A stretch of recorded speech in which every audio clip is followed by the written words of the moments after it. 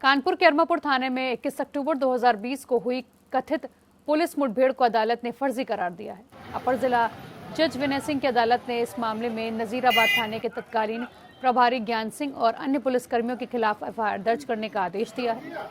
Court ने पाया कि मुठभेड़ में सबूत के तौर पर पेश किया गया तमंचा और 13 साल पहले एक अन्य मामले में मालखाने में जमा था। फिर भी पुलिस ने उसी हथियार से फायरिंग का दावा किया था।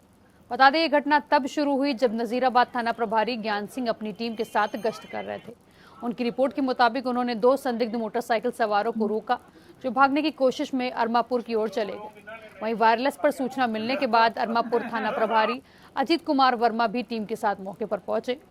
पुलिस का दावा था कि संदिग्धों ने मोटरसाइकिल गिराकर उन पर गोली चलाई, जिसके जवाब में पुलिस ने फायरिंग की। इस कथित मुठभेड़ में दोनों संदिग्ध घायल हो गए और उनके पास से चोरी की चेन, 1000 रुपए और एक तमंचा बरामद हुआ है। दावा है कि पूछताछ में उन्होंने खुद को अमित और कुंदन बताया और लूट की घटना कबूल की। हालांकि कोर्ट ने इस पूरी कहानी को संदिग्ध माना। जांच में खुलासा हुआ कि तमंचा पहले से मालखाने में था, जिसके आधार पर मुठभेड़ का दावा झूठा साबित हुआ। अदालत ने दोनों आरोपियों को बरी कर दिया है और पुलिस टीम की उच्च स्तरीय जांच के आदेश दिए। कोर्ट ने 3 महीने में जांच रिपोर्ट पेश करने और ज्ञान सिंह समेत पूरी टीम के खिलाफ कार्रवाई के निर्देश दिए।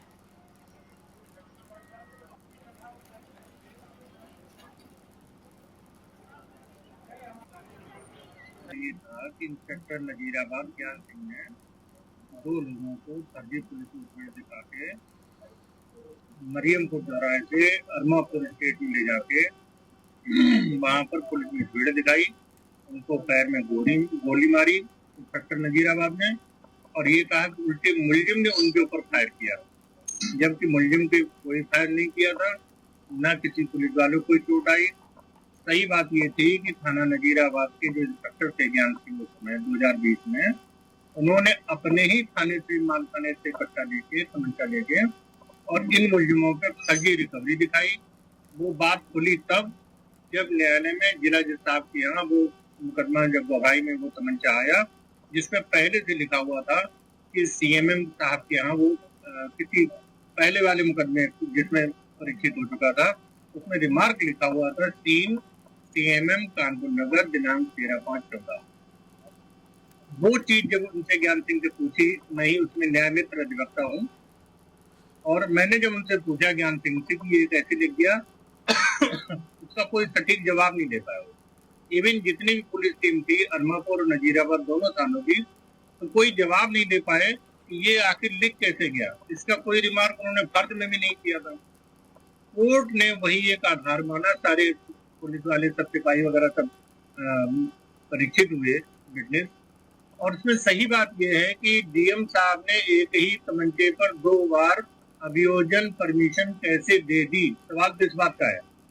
और वो माल रखा कैसे रहा माल खाना में, नष्ट क्यों नहीं किया गया? जब पहले वाला मुकदमा सरकार नाम ऋषभ श्रीवास्तव नाम से था, जो कि 2018 में एक्विटल हो गया, वही तमंचा इन्होंने 2020 में अमित और कुंदन नाम के 2 सीटीएस बस्ती के जो 2 लोग थे, इनको कहते हैं कि इनको हमने मोटरसाइकिल से आगे थे, हम लोग सरकारी वाहन से पीछे थे, और वहां से इंस्पेक्टर अरमापुर मिले।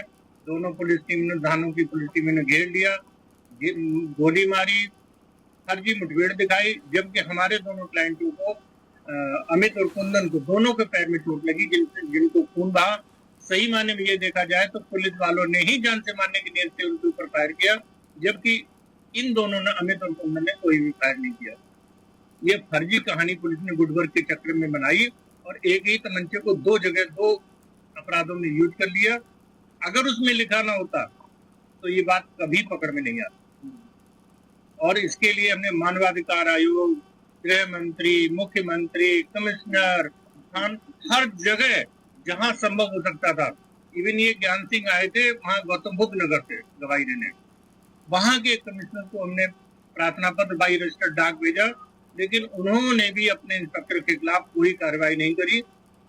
इवन सबसे बड़ी ताज्जुब की बात यह है कि यहाँ पर जो सरकारी वकील साहब थे, डीजीसी, उन्होंने जब इस माल को पेश किया, उन्होंने भी इस रिमार्क को हाईलाइट क्यों नहीं किया? वो भी उनकी भूमिका संदेह के घेरे में है कि उन्होंने इस बात को इग्नोर क्यों किया कि उसमें लिखा था, उसको कैसे एग्जिबिट करा दिया दोबारा। अगर वो करा देते तो शायद मेरा पार्ट हल्का हो जाता। मुझे लगता है कि शायद वो न्यायप्रिय बयान करा रहे हैं, लेकिन सरकारी वकील ने भी अपने ही इंस्पेक्टर का साथ देते हुए झूठा बयान कोर्ट में कराया, जिसको कि न्यायालय माननीय एडीजे 21 ने सही बात पाई। पूरा विचारण हुआ, बहस में कोई तथ्य सामने नहीं हो पाए, साबित नहीं हो पाए, इसीलिए हमारे दोनों वकीलों को कोर्ट ने छोड़ दिया। उल्टे पुलिस की पूरी टीम नजीराबाद और अरमापुर उनके खिलाफ अभियोग दर्ज करने के लिए कमिश्नर